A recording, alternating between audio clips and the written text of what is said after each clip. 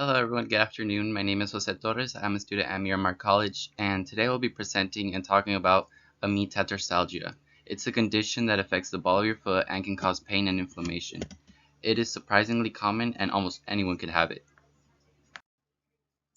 So, just to give some behind the scenes, I'm taking anatomy right now in Miramar College with my professor Rafael Guiterres, and we have been learning about the anatomy of the human body, and amongst them I have had to learn about the feet. So you may be wondering, what is a metatarsal in the first place? So the metatarsals are the five longest bones in your foot. In the photo I added in the left side, they are marked green. You have your first, second, third, fourth, and fifth metatarsal.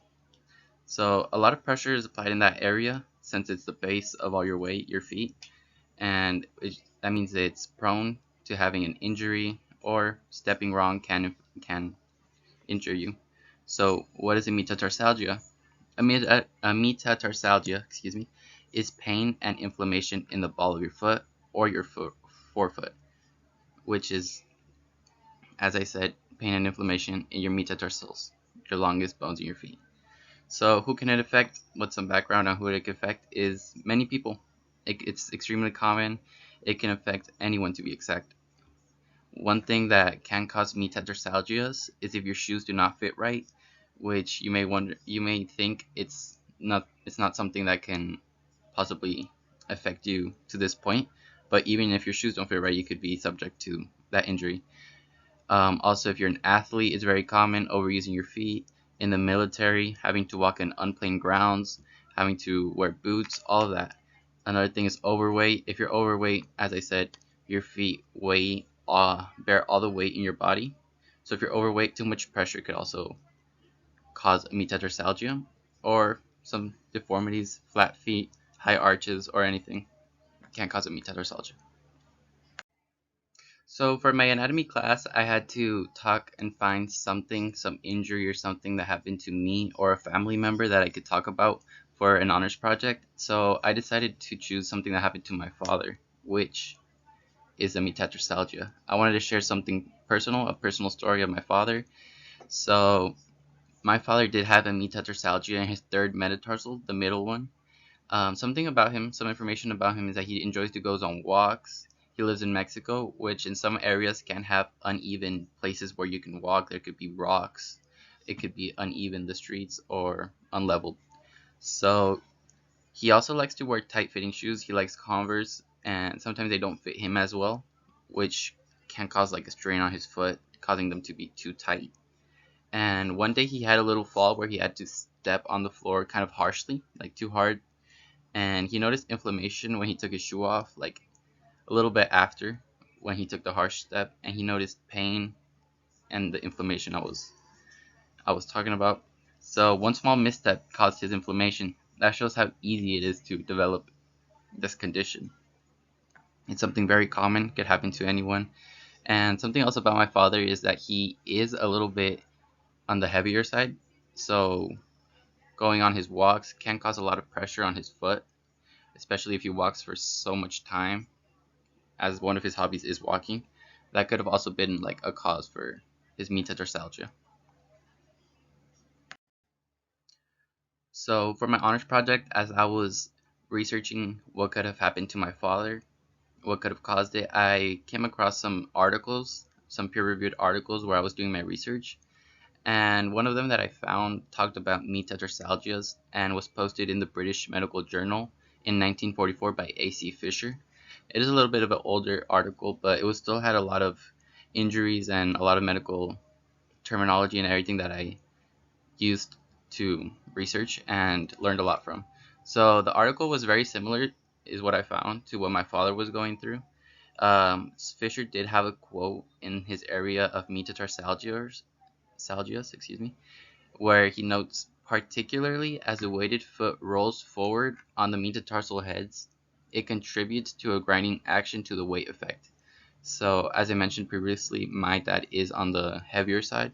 Um, so as he had a metatarsalgia, as he continued walking, that could have caused for the inflammation to get worse because of the grinding action that Fisher mentioned. on the metatarsal heads. As his was in the third metatarsal, it's more on the middle, so it did like affect more in that area, especially like in the center of the foot. If he didn't treat his metatarsalgia, he could have gradually worsened it by his weight, because as he kept walking, as I mentioned earlier, he could have, as I said, continued the process of overusing his foot and causing more and more damage. So, amongst my research, I did find another article that conducted an experiment recently in 2022 where they explored the effect of distal chevron osteotomy displacement on metatarsal stress. In this study, they found that among the 5 metatarsals, M2 had the highest stress, followed by M3 and M1, then M4 and M5. So this explains why my dad's third metatarsal was affected. It's the one most like the second most vulnerable to injury. It's one of the ones when you step like this. It's the middle one. So it's the center of your balance and all that. So as I noticed previously, my father's metatarsalgia was in his third metatarsal, which thanks to the article, I was able to understand with my research that's why he has a higher possibility of being injured because of the high stress levels that are most present in that area specifically, which is the third metatarsal.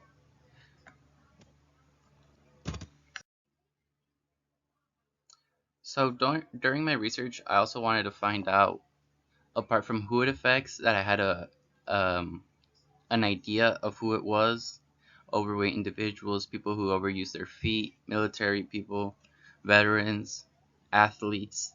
I wanted to know what activity or action they could have been doing, which increases the possibility of causing a metatarsalgia. And I was going through some peer-reviewed articles that I found one, and it elaborated more on metatarsalgias and the actions that you could be doing when you could probably develop one. So it was published this year, 2025, in Japan. It measured like athletes that play baseball. It was under that category. And what were the most common actions that you could be doing to develop a metatarsalgia? The most common group of people that develop them are athletes. So Yoshimoto Yusuke noted on his article that stress fractures at the base of the metatarsal are classified as high-risk fractures. They're very dangerous because why? Because you use your body, especially your feet, to walk every day. It's your balance. There's a lot of weight on it, and it's very important. It's one of the most important things in your body. So the second and third metatarsals, which are the ones most commonly injured, among them the third one, which is my father's one, are likely to occur in classical ballet and jumping sports. So even though my dad wasn't dancing, stepping hard like in a jump, which was what happened to him when he stepped heavily on the floor, he fell like from a little curb and stepped into a little pothole. And when he hit the bottom of the pothole, that's when he felt the pain. So even though he wasn't specifically jumping, the action of hitting the ground in that matter like a jump was what caused his metatarsalgia and the inflammation of his foot. So even though he wasn't doing what an athlete does, or in any jumping sports or in ballet, he was still doing the same actions that athletes do when they develop metatarsalgias themselves. So we know that athletes are more prone to having metatarsalgias, but we can also see that they are even more common in jumping sports. So some jumping sports where they're very common, upon my research, was mainly basketball, having to jump up to shoot the ball, to dunk, to block. Basically everything in basketball requires jumping. So that's one of the sports I found that had the highest chances of developing metatarsalgias. And another sport that I did find that caused metatarsalgias was soccer. And I'm going to talk a little bit more on how soccer, a famous soccer player, had a metatarsalgia as well. So, as I was saying, I was going to talk about someone famous, a soccer player that had the same injury as my dad. Some famous athletes like David Beckham have experienced them.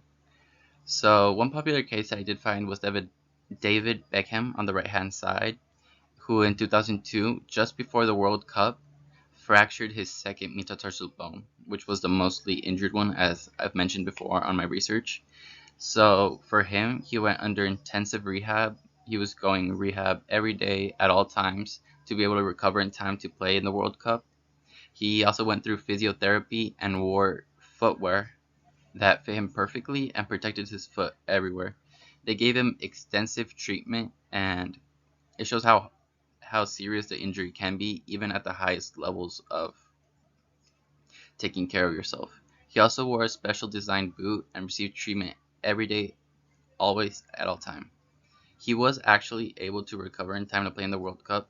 He was playing for this team on the right hand side when he had the Metatarsalgia for Manchester United in a Champions League game. And when he had the unfortunate event of having his injury, he was taking off the soccer field and immediately went into treatments. As I said, he was able to recover in time to play in the World Cup, but he was still not 100% healthy in his feet to be able to play at his original level at how he was playing beforehand of the injury. But he was able to recover through intensive treatments. So on my next slide, I want to talk about what are some treatments or some preventions. As we know, it's extremely common to have a metatarsalgia. Using your feet, which you do every day, can be enough for you to develop one.